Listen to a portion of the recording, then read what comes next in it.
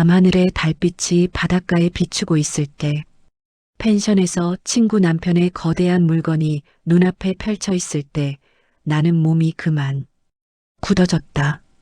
이건 감당이 안 되는 거라고 했던 친구의 말이 생각났다. 그때는 이혼하려고 핑계를 대는가 보다 생각했다. 그때 친구한테 들은 말보다 상상을 뛰어넘었거든요. 남편과 산 지가 25년이 되었는데도 여자로서 느끼며 살아본 적이 거의 없거든요.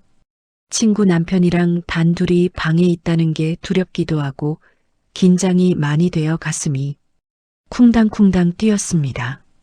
내 나이 인생에 처음으로 여자로 살아보고 싶었어요. 간혹 저 같은 여자들도 한 번쯤 여자로 느껴보고 싶다는 생각을 가진 분들이 있을 거예요. 그럼 그날 밤 어떤 일이 있었고 둘은 어떤 관계가 되었는지 궁금한 보따리를 하나씩 풀어볼게요. 지금부터 시작할 건데요. 이 영상이 재미있으면 구독, 좋아요 부탁드려요. 안녕하세요. 나는 서지연, 올해 51. 사람들은 말한다. 요즘 50대는 아직 젊다고. 하지만 매일 새벽 5시에 일어나 도시락 공장 흰 위생모를 눌러 쓰고 컨베이어 벨트 옆에 서 있는 나에게 그 말은 딴 세상 이야기였다. 김이 모락모락 나는 반찬통을 검사하고 날짜 스티커가 삐뚤어진 걸 떼어내고 분량 하나라도 나오면 책임을 묻는 자리. 일은 고됐다. 하지만 집에 있는 것보다는 나았다. 집에 가면 사람 취급받지 못하는 공기가 기다리고 있었으니까. 남편 오연수 58. 2년 전 회사에서 조기 퇴직을 했다. 이번엔 다르다니까. 아는 사람이 확실한 정보랬어. 그 말만 믿고 퇴직금, 적금, 보험 해약금까지 전부 투자했다. 그리고 전부 사라졌다. 그날 이후 남편은 소파와 하나가 됐다. 아침부터 술, 점심에도 술, 밤에는 더 많은 술. 내가 벌어온 돈으로 술을 사고 담배를 사고 분풀이를 했다. 여보, 5만 원만. 지연아, 있는 거 다 꺼내봐. 그 말이 하루에도 몇 번씩 내 귀를 때렸다. 돈보다 힘든 게 있었다. 결혼한 지 25년. 나는 단 한 번도 사랑받고 있다고 느껴본 적이 없었다. 남편은 늘 말하곤 했다. 부부가 다 그렇지 뭐. 다들 참고 사는 거야. 하지만 참는 게 인생의 전부일 수는 없잖아. 어느 날 퇴근길 버스 창에 비친 내 얼굴을 봤다. 눈빛이 없었다. 표정도 없었다. 그저 살아있는 사람의 껍데기 같았다. 그날 처음으로 이런 생각이 들었다. 이대로 늙어 죽으면 나는 도대체 누구였던 거지? 며칠 뒤 오랜 친구 박윤아에게서 연락이 왔다. 지연아, 우리 밥 한번 먹자. 윤아는 나와 동갑이었다. 몇 년 전 재혼했을 때 모두가 부러워하던 친구. SNS 속 윤아는 항상 웃고 있었고 항상 여행 중이었고 항상 반짝였다. 약속 장소는 남해 쪽 작은 레스토랑. 윤아는 예전보다 말라 있었고 웃고 있었지만 눈은 웃지 않았다. 와인이 반쯤 비었을 즈음 윤아가 먼저 입을 열었다. 나 요즘 혼자 살아. 뭐? 왜? 윤아는 잠시 고개를 숙였다가 아주 낮은 목소리로 말했다. 전 남편 물건이 너무 커서 감당이 안 되더라. 나는 농담인 줄 알았어요. 친구는 농담 아니라고 말했어요. 친구의 말을 계속 들었어요. 잠자리 할 때마다 며칠은 다리가 아파 힘들다고 그래서 결국 이혼했다고 했어요. 나는 듣다 보니 어이없고 짜증이 났어요. 말도 안 되는 소리를 하길래 친구한테 그걸로 이혼하냐고 잔소리를 했어요. 내 남편은 평균보다 작아 별 재미가 없는데 친구는 커서 이혼했다고 친구가 한마디 더 했어요. 그 남자는 운동을 자주 해서 그런지 체격도 좋고 정력도 강하다고, 자기는 몇 번을 할 수 있다고, 그러니 자기 같은 사람은 견딜 수 없더라는 거였어요. 저는 그 말에 너무 궁금했고 한편으론 부러웠어요. 겉으로 보이는 게 다가 아니더라. 그날 나는 처음 알았다. 부러움 뒤에 숨겨진 다른 사람의 지옥을. 집으로 돌아오자 남편은 소파에 쓰러져 있었다. TV 소리, 술 냄새, 뒤엉킨 양말. 그날 밤 잠이 오지 않았다. 유나의 말, 내 얼굴, 지금까지의 세월이 머릿속에서 뒤엉켰다. 나도 한 번쯤은 나로 살아보고 싶다. 그 생각이 심장 깊숙이 박혔다. 다음 날 나는 처음으로 거짓말을 했다. 며칠 친정 다녀올게요. 부모님은 이미 세상을 떠났지만 그 사실을 남편은 신경 쓰지 않았다. 그래, 가기 전에 돈은 놓고 가. 나는 말없이 통장에서 돈을 뽑아 식탁 위에 올려두고 집을 나섰다. 그 순간 이상하게도 발걸음이 가벼웠다. 기차를 타고 남해로 향했다.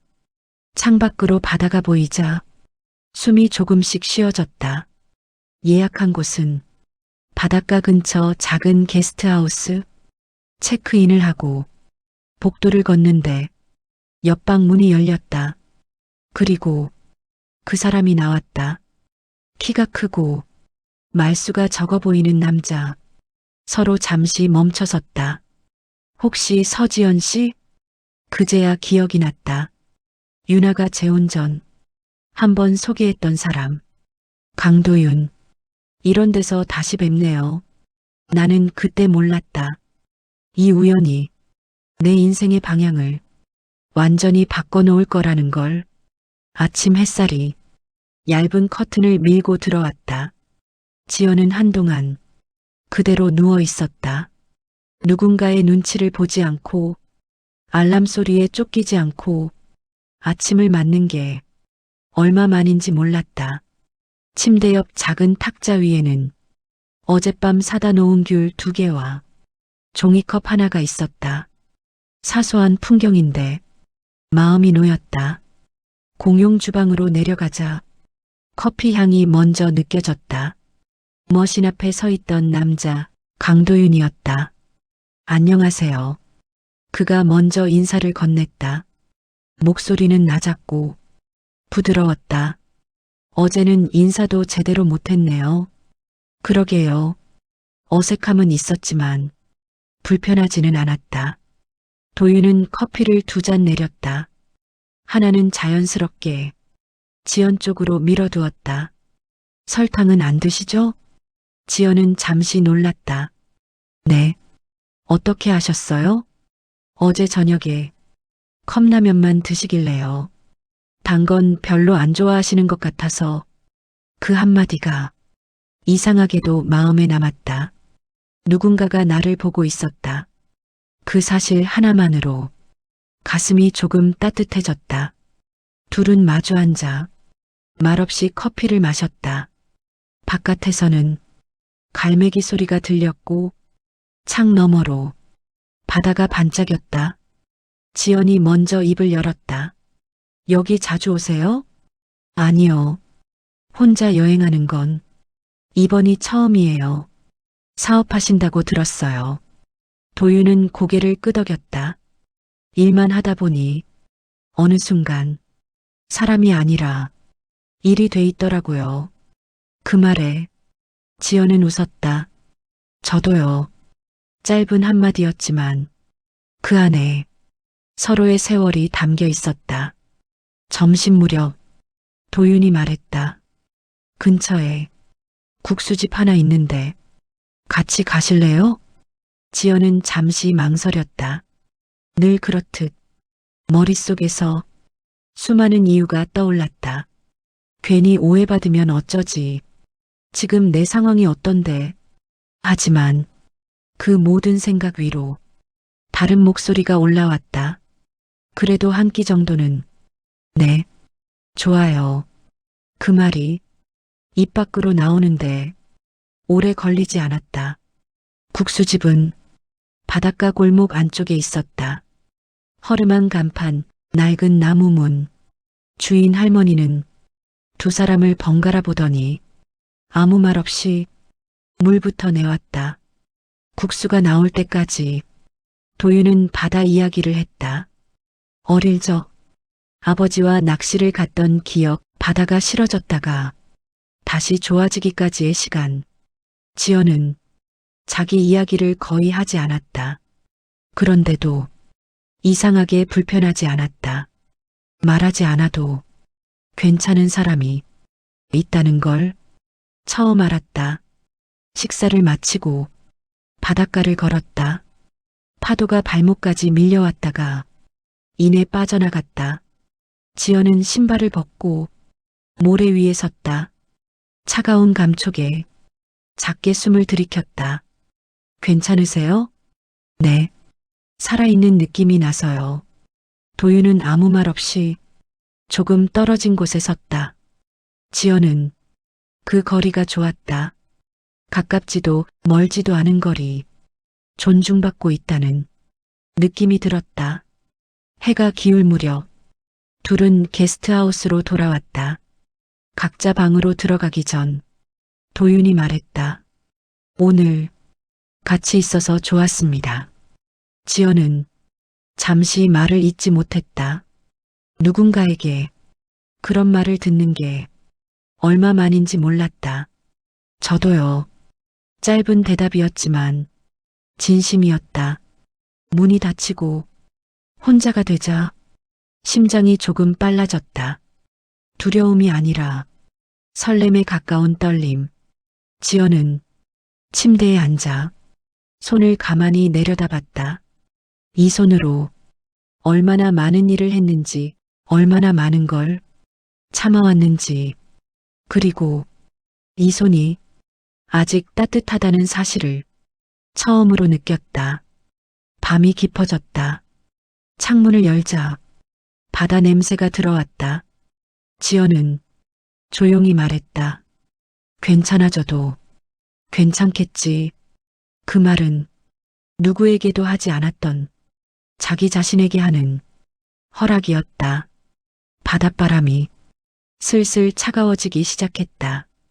지연은 창가에 서서 물끄러미 바다를 바라봤다.